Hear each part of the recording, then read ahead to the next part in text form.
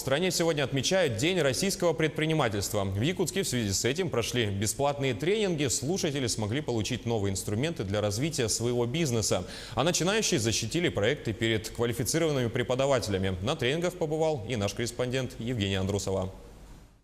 Михаил Васильев – предприниматель с годовым стажем. Проходит курсы в бизнес-школе при Министерстве инвестиционного развития и предпринимательства. Год назад он открыл производство декоративных кирпичей. А в этом году решил начать новое дело – изготовление мебели по индивидуальным заказам.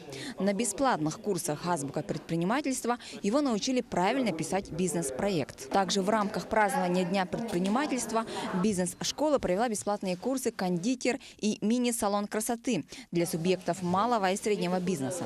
Слушатели смогли научиться приготовить и оформить выпечку. Красный бархат, синнабон, донатсы и другие известные сладости. Данные курсы занимают 9 дней, полный практикум. То есть они учатся не только теоретически, но и на практике. Семинары дают именно развитие компетенций, новые знания, новую практику, новые умения. Всего на курсах приняли участие более 30 предпринимателей. По окончании получили сертификат, удостоверение о повышении квалификации от бизнес-школы.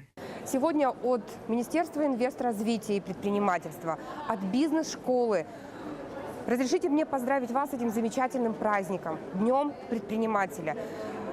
Это праздник тех людей, которые делают нашу жизнь более комфортной, услуги более доступными. Поэтому сегодня я хочу пожелать каждому из вас крепкой, надежной команды, развития вашему бизнесу и сделать так, чтобы все ваши смелые, амбициозные задачи и планы воплотились в жизнь. С праздником! Удачи! Начать бизнес несложно, если знать, как это делать. Именно с таким девизом бизнес-школа при Министерстве инвестиционного развития и предпринимательства помогает бизнесменам добиваться успеха в своем деле.